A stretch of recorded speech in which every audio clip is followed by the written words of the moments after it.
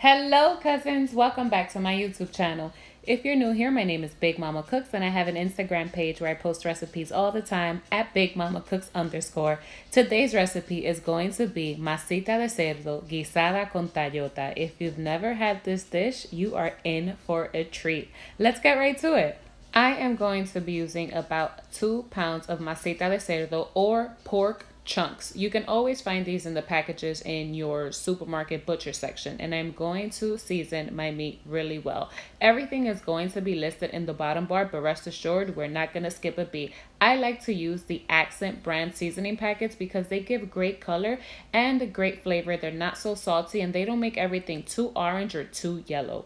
My pan is going on medium-high heat and I'm going to add 1 tablespoon of oil, and I'm going to add in my chicken bouillon cube and stir it around just to toast the chicken bouillon cube to add flavor. Then I'm going to add in my pork chunks and I'm going to move them around and I'm going to let them cook. Again, they're going on medium-high heat for about 5 to 8 minutes. Then we're going to get into our Tayota, also known as Chayote in other countries.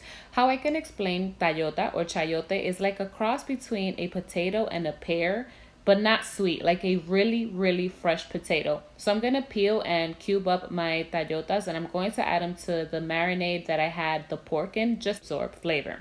When I come back to my pork after 5 to 8 minutes, I am going to make a well in the center so I can have some room to add in my tomato paste.